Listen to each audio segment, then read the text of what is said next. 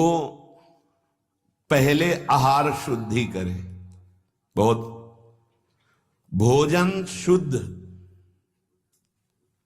बड़ी कृपा है, आकाशवृत्ति से जीवन चलता है, श्री जी को भोग लग करके मिलता है, परम पवित्र है। अब जो बात करें, पाते समय उपास्य देव के सिवा अन्य कोई विचार नहीं रह जाना चाहिए, ये ध्यान उपासक दे। इसीलिए नाम कीर्तन चला दिया जाता है, चलता है नाम कीर्तन, नाम कीर्तन चला दिया जाता है कि आपका मन किसी विषय का चिंतन न करने पावे, नाम कानों में पड़े और चिंतन नाम का हो। जब हम भोजन के साथ भजन चलाते हैं तो वो भोजन जब पचता है तो नस नस में परम पवित्रता और भजन के परमाणु फैलाता है।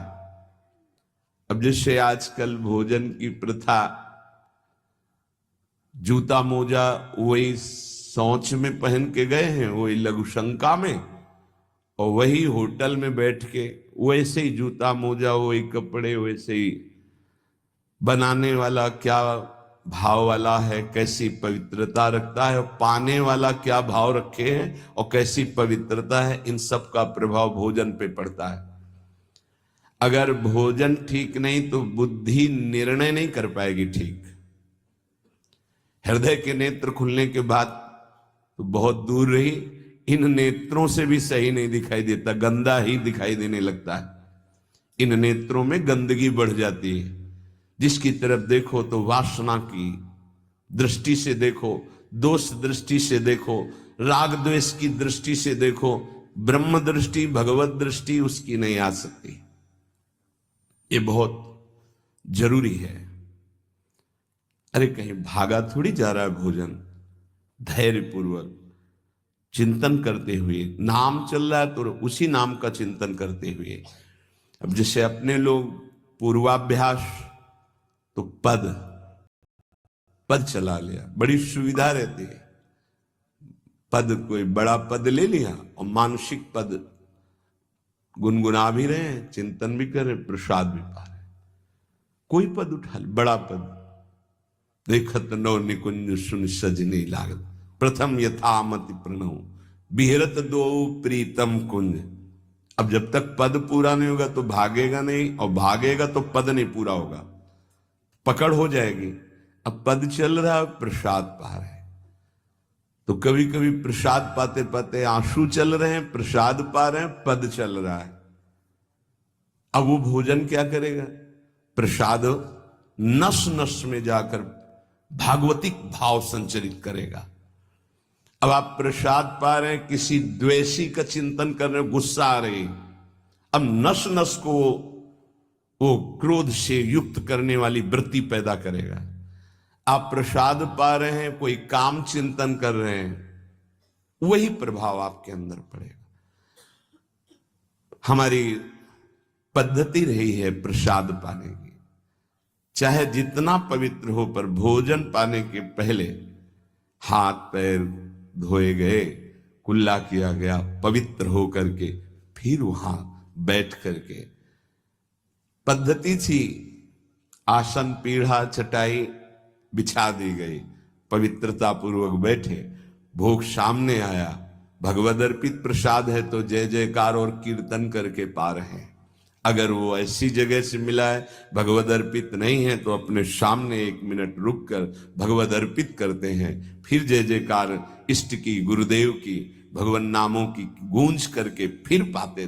वो प्रसाद हमारे हृदय में पवित्र भाव पैदा करेगा, भजन बढ़ेगा। भजन से ही हृदय के नेत्र खुलते हैं, भजन से हृदय के नेत्र, और हृदय के नेत्रों से ही प्रियालाल का दर्शन होता है, प्रियालाल का लीला चिंतन होता है।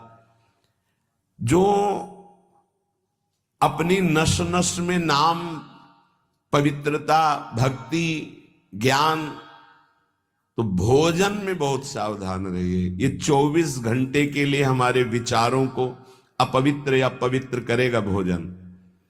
अगर अशुद्ध भोजन हो गया तो 2-3 दिन तक तो विक्षेप पड़ेगा ही।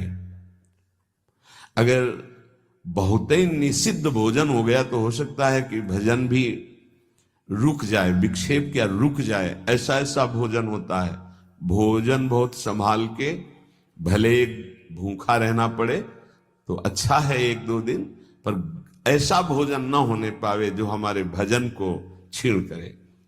प्रायः जब श्री जी की शरणागति दीक्षा दी जाती है यहां, तो पहला कि तुम्हें 11 माला गुरु मंत्र के तो करने ही हैं, दूसरा 12 पद चतुरासी जी के पढ़ने ही हैं पक्का, तीसरा तुम्हें उस रसोई से कभी भोजन नहीं पाना है जिसमें मांस बना है, जिसमें मांस रांधा गया है। भले तुमको वहां दाल रोटी खीर और ये सब बना के दे, पर वो सात्विक भोजन नहीं होगा, वो राक्षसी भोजन होगा, क्योंकि वो रसोई अपवित्र है, उसके पात्र अपवित्र। ये दीक्षा के समय दिया जाता है। चौथा, जो तुम्हारे उपासना की, इष्ट की, गुरुदेव की, संतों की, भगवत स्वरूपों की निंदा करे, वो चाहे रिश्तेदार नातेदार चाहे कोई भी हो, हम उससे संभाषण बैठकर नहीं करेंगे, कान में उंगली डालकर राधा राधा बोलकर चले जाएंगे। ये दीक्षा के समय शिक्षा दी जाती है। यदि आप अपने कुसंग को नहीं त्याग सके, भोजन का सुधार नहीं कर सके, तो भजन में रुचि नहीं होगी। ध्यान रखना, हम जैसा अन्न पाते हैं वैसा मन बनता है, जैसा मन होता है वैसे ही चिंतन होता है। हमें हृदय के नेत्र खोलने हैं तो हमें आहार पवित्र करना है। पवित्र आहार पवित्र चिंतन के साथ हमें पाना है, ऐसे जल्दीबाजी नहीं। जल्दीबाजी है तो हम नहीं पा रहे हैं, जब हमें समय होगा पा लेंगे। कोई प्राण थोड़ी निकल जाएंगे, एक बार में पाएंगे, एक दिन ना पाएंगे, नहीं निकलते।